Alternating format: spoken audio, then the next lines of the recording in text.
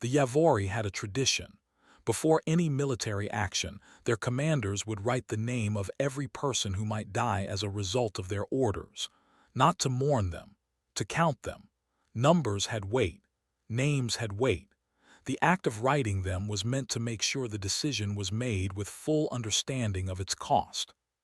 Commander Veth of the Yavori expansion fleet wrote no names before he gave the order to sterilize the human settlement on Marin's crossing. He did not think names were necessary. The settlement was small. Frontier workers mostly. Miners, farmers, a few engineers who had followed resource contracts out to the edge of mapped space. The Coalition's territorial boundary review had placed Marin's crossing inside a zone that 3 different species were claiming. The humans had built there first, but they had built without waiting for the review to conclude. Veth had sent one automated notice.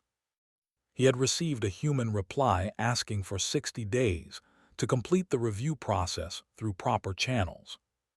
He gave them 4. When the 4 days passed, he gave the order. It was a clean action by military standards. High-altitude precision strikes on the settlement's power grid first, then its communication towers, then the residential sectors. The whole thing took less than an hour. When his strike team descended to confirm the results, they found what they expected to find. What they did not expect was the school. The settlement had a school. It was a converted cargo container, painted yellow on the outside by hand, with drawings stuck to the inside of the windows. 31 children attended it. Ages ranged from 3 to 14.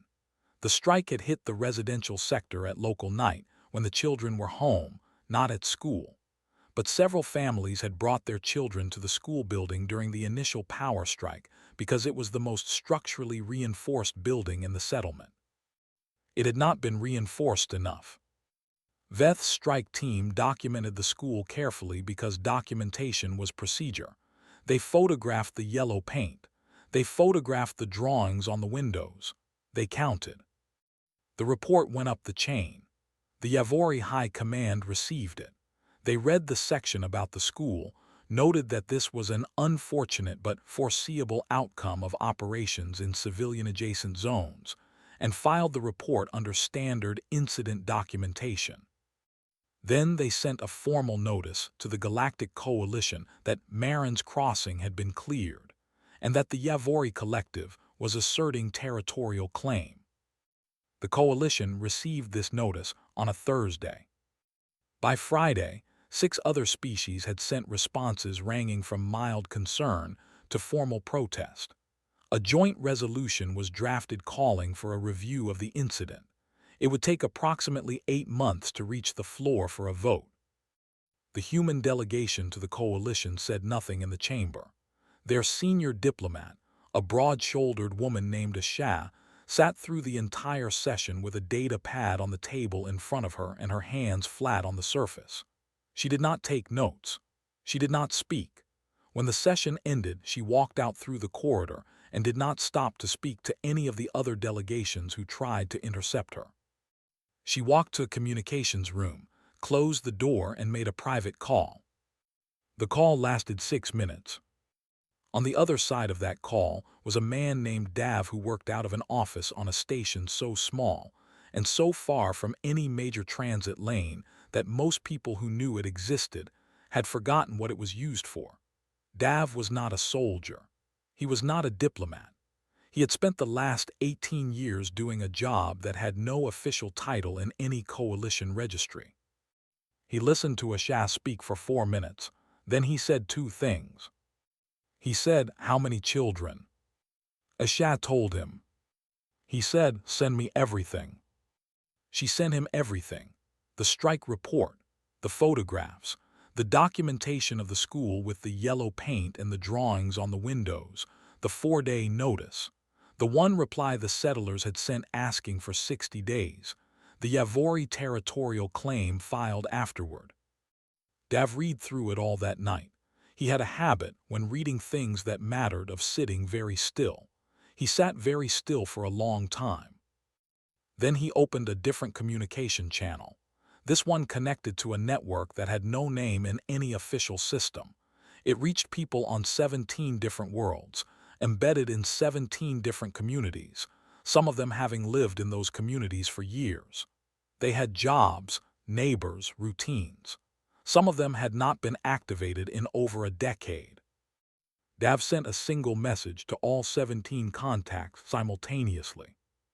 The message contained no orders, no instructions, just the same packet of information Asha had sent him, the photographs, the numbers, the yellow paint. Then he wrote one line at the bottom. He wrote, "You know what this means." Within 48 hours, 3 of the 17 contacts had already reported in with information about Yavori military infrastructure that no one in the coalition's public intelligence services knew existed. Not because those services were incompetent, because Dav's people had spent years getting access to places that official services were never allowed inside. Veth, back on his flagship, received a routine security advisory from Yavori Command. It said that there had been some unusual activity flagged near 3 of their outer logistics nodes. Probably sensor drift, probably nothing. He marked it red and moved on. He had no way of knowing that the word probably was already wrong. He had no way of knowing that the humans he had not thought worth counting had been counting everything about him for years. He had no way of knowing that somewhere on his own ship, in a maintenance corridor that his crew passed through twice daily without thinking about it, there was a small device attached to the underside of a conduit pipe that had been there for 11 months, and that it had just received a signal telling it to begin recording. The Yavori Collective had sterilized a human settlement and filed a territorial claim. The galaxy had moved on to other business. 31 children were in the ground, and Dav was already working. The first sign that something was wrong came not from a weapon or a fleet or a diplomatic threat. It came from a Yavori accountant named Ferris, who worked in the collective's Central Logistics Bureau, and who, on an otherwise unremarkable morning, opened his daily budget report and found that 14 supply contracts had been canceled overnight. Not suspended, not flagged for review, canceled with proper documentation by contractors who had each submitted individually worded termination letters citing routine business restructuring. 14 different companies, 14 different letters, all submitted within a 6-hour window. Ferris flagged it to his supervisor. His supervisor flagged it upward. By the time the report reached the bureau chief, the number had grown to 22 contracts. By midday it was 31. By the following morning it was 57, and the contracts being canceled were no longer just supply agreements, manufacturing partnerships, technical service agreements, 2 research collaboration deals with institutions that had been embedded in Yavori scientific infrastructure for over a decade. The bureau chief called an emergency review. The legal team looked at each cancellation individually and found nothing wrong with any of them. Every letter was properly filed. Every company had the right to terminate. There was no single coordinating action to challenge, no conspiracy to allege. Just 57 separate businesses making 57 separate decisions at roughly the same time. The legal team's report used the phrase, coincidental market correction. The bureau chief did not believe in coincidental market corrections of this scale and said so. She ordered an investigation into whether the companies shared any common ownership or coordination structure. The investigation found nothing obvious. Several of the companies appeared to have no connection to each other at all, different sectors, different species, different home systems. What the investigation did not find, because it did not know to look for it, was that 16 of the 57 companies had at some point in the past employed a human logistics coordinator, consultant, or advisory staff member. Some of those placements had been years ago. Some had been brief. In every case, the human employee had been unremarkable, professional, well-reviewed, and quiet. In every case, they had learned a great deal about how those companies operated. While the Yavori Logistics Bureau was counting cancellations, A different kind of problem was developing inside the collective's military command structure. It started with a communications officer on a border station named Orev who noticed that his encrypted command relay was producing a faint signal echo that should not have been there. He ran diagnostics. The diagnostics came back clean. The echo persisted. Orev was thorough by nature. He pulled the relay's physical maintenance logs and found that the unit had been serviced 8 months ago by a technician from a contracted maintenance company. The technician's credentials were valid. The work order was properly filed. The technician had been on the station for 14 hours and had serviced 11 different systems in addition to the relay. Orev sent a query to the maintenance company asking for the technician's full employment record. The company replied that the individual had left their employment 6 months ago and they had no forwarding contact. Orev flagged this to his security chief. The security chief sent it up the chain. By the time it reached Yavori intelligence, 3 other stations had reported similar anomalies in relay equipment serviced by the same company during the same period. The company was contacted directly. Under formal interrogation, the company's owner admitted that the technician in question had come to them with excellent credentials, had worked for 8 months without incident, and had then simply resigned and disappeared. The owner also admitted, under further questioning, that the technician had been human. The Yavori Intelligence Directorate spent an uncomfortable week pulling records of every contracted maintenance, technical, and service worker who had accessed military or logistics infrastructure in the past 5 years. The number of humans who had been in those positions was not large. It was 11, but 11 people, spread across years and positioned in the right places at the right times, had touched an extraordinary amount of critical infrastructure. None of the 11 could be located. A senior intelligence analyst named Cora submitted a report to the directorate head that laid out her conclusions plainly. She wrote that the humans had not inserted these individuals after the Marin's crossing incident. The placement timelines were too long, the positions too carefully chosen. This had been done years in advance, possibly decades, by people who had understood from a very early point that the Yavori Collective's expansion policy would eventually bring it into conflict with human settlers. The directorate head read the report twice, then he asked Cora a question. He asked how a species that the galaxy universally regarded as emotionally volatile, politically disorganized, and technologically middle-tier had managed to run a patient, multi-decade infrastructure penetration program without anyone noticing. Cora thought about it for a moment. Then she said that perhaps the galaxy had confused emotional expressiveness with emotional instability, and that perhaps a species capable of loving fiercely was also capable of planning fiercely, and that the two things came from exactly the same place. The directorate head had no answer for that.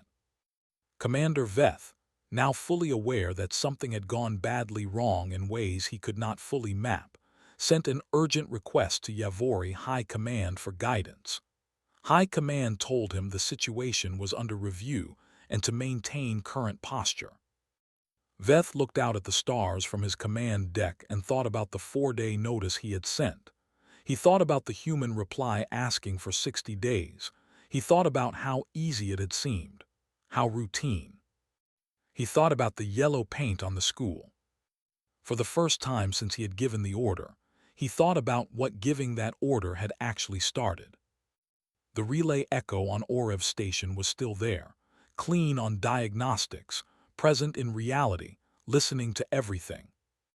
Dav, on his small forgotten station, was reading transcripts of Yavori command communications going back 4 months. He was building the list. There was a Delhari journalist named Sovi who had spent 12 years covering human affairs for the coalition's largest independent news network, and who believed, with the confidence of someone who had done the work, that she understood humans better than most non-humans alive. She had been wrong about many things in her career. She had never been as wrong as she was about this. Sophie had requested an embed with the human response team 3 weeks after Marin's crossing, expecting to document grief. She had covered human tragedies before. She knew how they moved through it, loudly at first, then quietly, then with a kind of stubborn, rebuilding energy that other species found exhausting and she found quietly admirable. She had expected something like that. Protests, memorials, political pressure campaigns. What she found instead, when she arrived at the facility Dav's office had agreed to let her observe, was a room full of people eating lunch. It was an unremarkable room. Long tables, simple food, a noise level somewhere between a library and a school cafeteria. About 40 people, different ages, no uniforms. They talked to each other in the easy way of people who had worked together for years. Two of them were arguing about something in a language Sophie's translator struggled with. She caught the words approach vector and unnecessary, and I know what I said. A woman named Pell, who had been assigned as Sophie's contact, came to meet her at the door. Pell was perhaps 45, with the kind of careful friendliness that people use when they are being generous with their time and want you to know it. You can observe, Pell told her. You cannot record anything with a networked device. You can use paper. You can quote people who agree to be quoted. You cannot publish anything until we clear it. Those are the terms. Sophie agreed and took out her paper notebook, which she had not used since her early training days. What she saw over the next 9 days was not what she expected. She expected a military operation. She found something that felt more like a very focused extended family dealing with a problem that had made them deeply, quietly angry. People worked in overlapping shifts. They ate together. They argued over methods constantly, not over whether to act, but how precisely to act, how to get the result they wanted without producing results they did not want. When someone proposed an approach that would cause harm to people not on the list, the proposal was rejected immediately and without much drama, as if rejecting it was simply obvious.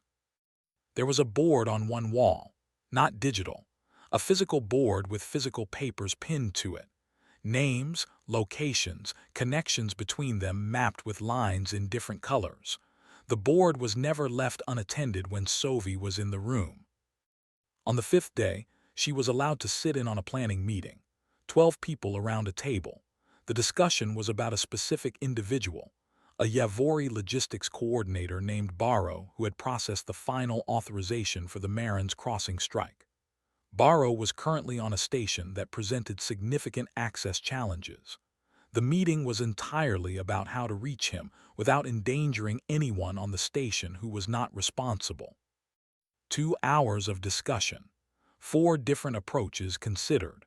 The one eventually chosen was the one that took the longest and required the most preparation, specifically because it was the one least likely to affect anyone else. Sophie wrote in her notebook, "They are being careful not because they are cautious. They are being careful because they are precise. There is a difference." On the 7th day, she asked Pell a question that had been sitting in her notes since the first day. She asked how long this network had existed. Pell poured herself a cup of water and sat down across from Sophie. She thought about it in a visible way, as if deciding not what the answer was but how much of it to give.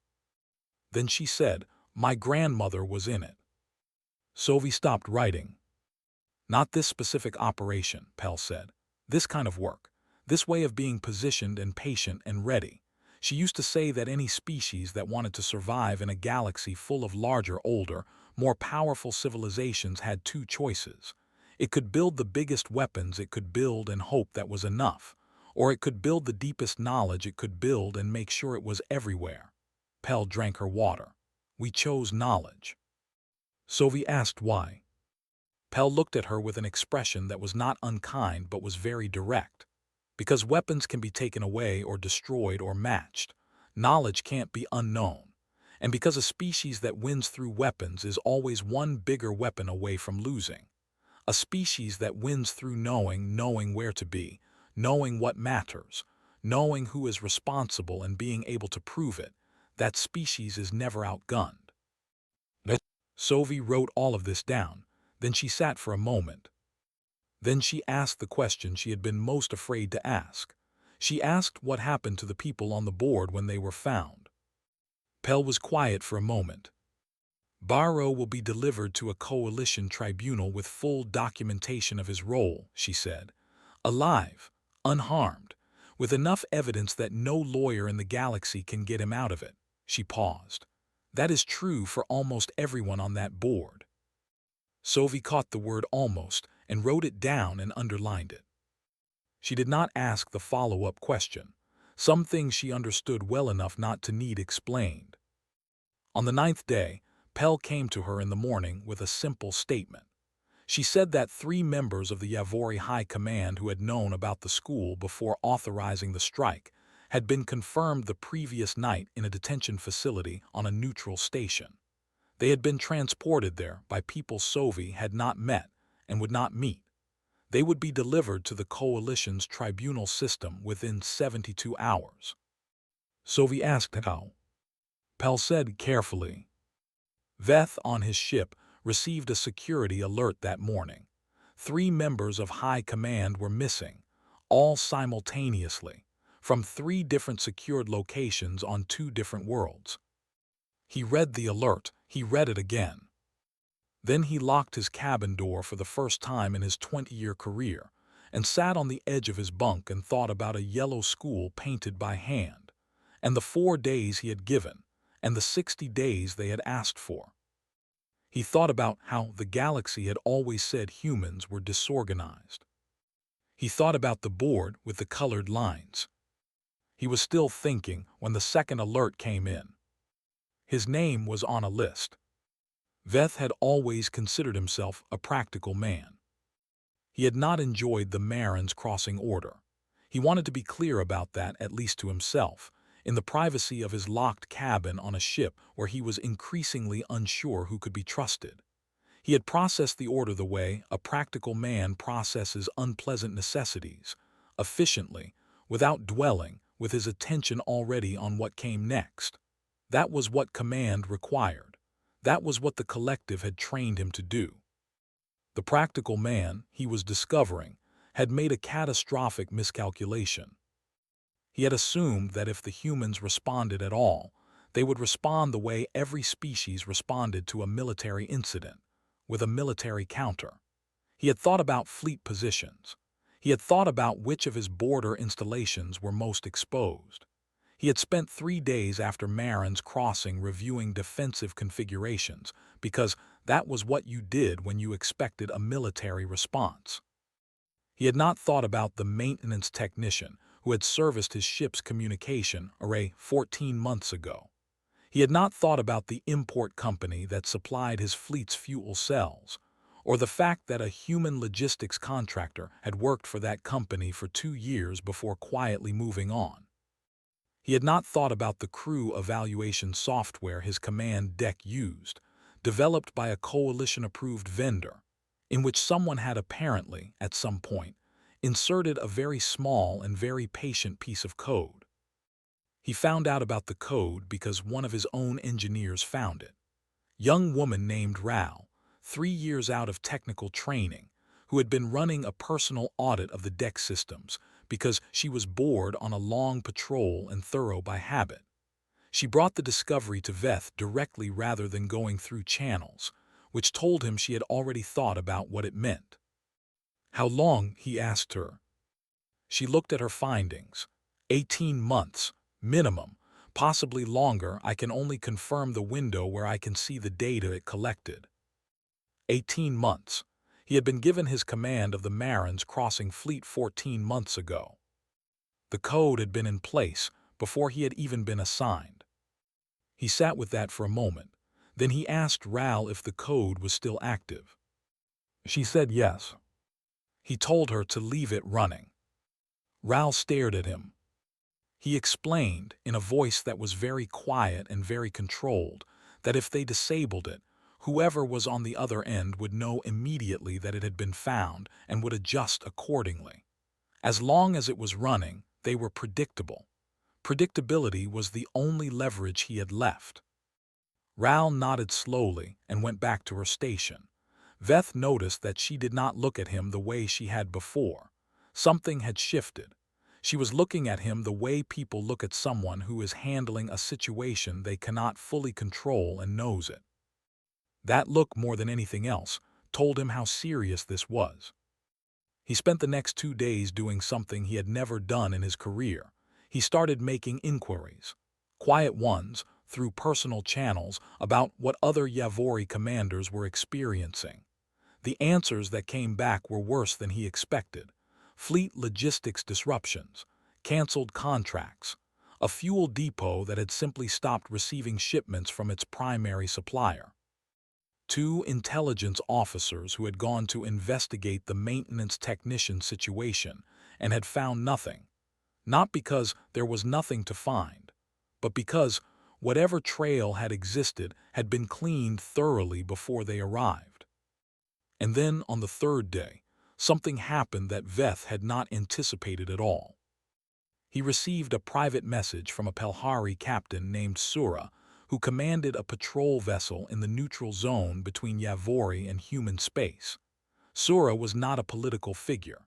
She was a working officer with a reputation for fairness that Veth had heard about through professional circles. Her message was brief and entirely unofficial. She said she had been monitoring the situation. She said she wanted Veth to know that several Pelhari captains in her unit had decided, individually, to begin escorting human civilian vessels in contested areas as a precautionary measure. She said she was telling him this not as a threat but as information, and that she felt he deserved to understand how widely his decision at Marin's Crossing had been observed. Then she said something that stayed with him. She said, "I have 4 children. I do not know the human children who died, but I know what a school painted yellow means. You will not find a single captain under my command who does not." He read that message 4 times. He did not reply. What he did instead was go back through his records of the Marin's Crossing decision chain. He had been given the order by high command. He had carried it out. That was the chain. He had always thought of the order as the relevant fact and his role as procedural. He was beginning to understand that the humans did not see it that way. To them, the order and the man who had carried it out were the same thing. He had made a choice. He had chosen the 4 days over the 60. He had chosen efficiency over the possibility that 60 days of legitimate process might have produced a different outcome. He had chosen to not think of the children as relevant. On the 5th day after finding the code, his ship received a docking request from a coalition inspection vessel. Routine, properly filed. He allowed it. The inspection team came aboard. 4 people. They went through the standard checks with standard efficiency and said standard things. When they were leaving, the team leader, a human woman in a coalition inspector's uniform, paused at the top of the boarding ramp. She turned and looked at Veth directly. She said nothing. She simply held up a small card, the size of a personal identification document, and showed it to him for exactly 3 seconds. On the card was a number, 37. She put it away and walked off the ship. Veth stood at the ramp for a long time after the inspection vessel had undocked. He did not know what the number meant. He knew, with a certainty he could not explain but could not argue with, that it referred to something being counted. He was fairly sure he knew what was being counted. He went back to his cabin and looked at his locked door and thought about what kind of practical man he actually was. The answer was not comfortable. Veth surrendered himself. That was the part the galaxy talked about afterward. Not the tribunal proceedings, not the evidence, not the coalition's ruling. The part everyone kept returning to was the image of a Yavori fleet commander walking off his own ship, unescorted, onto a coalition station docking bay, with his command insignia removed and a single formal document in his hand. The document was a full account of the Marin's Crossing decision chain, every communication he had received, every order he had passed, every choice that had been his to make and no one else's. He had spent 4 days writing it. His aide had offered to help. He had refused. He handed it to the coalition station administrator personally. Then he stood and waited to be processed. Nobody had asked him to come. Nobody had threatened him in the final days. What had happened was simpler and in some ways harder to explain. He had thought about the number on the card. He had thought about Sura's message. He had thought about Raoul's face when she found the code. He had thought about the school. And he had thought about the humans who had been watching him for 18 months and had not once done anything to him personally, even though they clearly could have. They had taken his superiors. They had documented everything. They had built the case with the patience of people who intended to do this correctly. He was not a good man. He understood that now. But he was a practical one. And practically speaking, he had a choice between being found and being someone who came forward, and the difference between those two things was the only leverage he had left over the shape of what happened next. He chose to come forward. The tribunal was unlike anything the coalition had convened before, not because of its size or its legal complexity, but because of its witnesses. The journalists and analysts who covered it noted afterward that the witness list represented something new. There were Yavori civilians who had opposed the Marins crossing operation internally and had been ignored. There were 2 Pelhari captains, including Sura, who testified about the effect the incident had on neutral zone stability. There was Cora, the Yavori intelligence analyst, who submitted her full report as evidence and answered questions for 3 days with a precision that left no room for alternative interpretations. And there was Sovi. The Delhari journalist had spent 2 months after her in bed writing the most careful account of her 9 days with Dav's team that she was permitted to publish. The coalition's legal office had reviewed it 4 times. Large sections were still classified. What remained was enough. She had also been asked to testify about what she had observed, and she did so with the same precision she brought to everything. She described the planning meeting she had attended, the 2 hours of discussion about how to reach Barrow without harming anyone else on the station, the approach chosen because it was slowest and safest. She read from her paper notebook directly, in her own handwriting, the words she had written at the time. Then the presiding judge asked her a question that was not on any prepared list. The judge asked what she thought, personally, about the humans she had observed.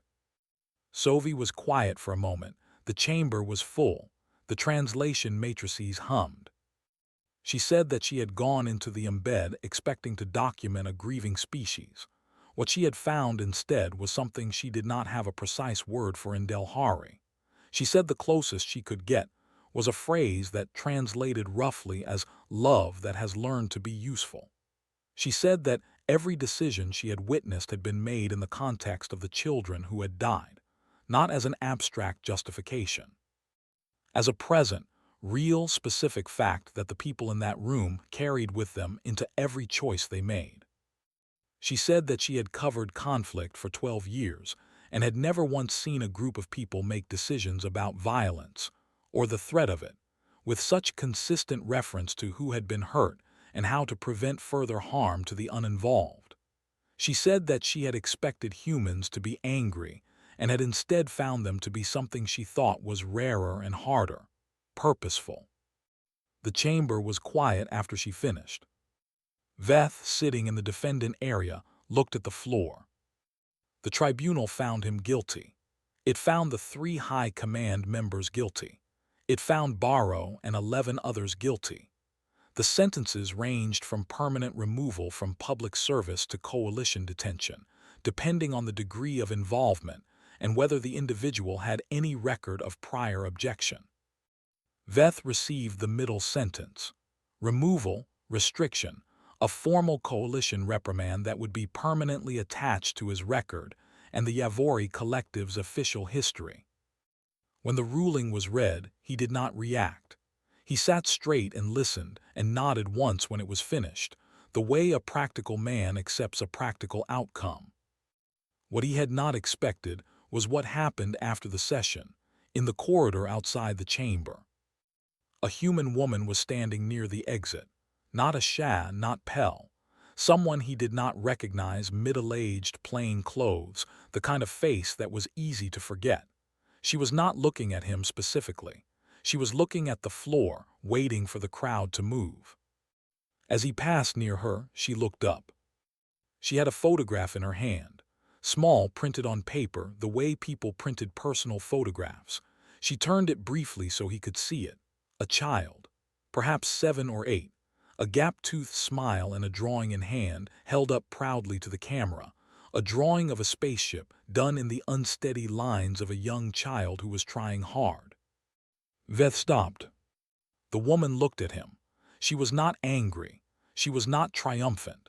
She was simply present, in the way that people are present when they are carrying something they will carry for the rest of their lives and have made peace with the weight of it.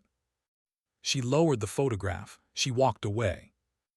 Veth stood in the corridor for a long time.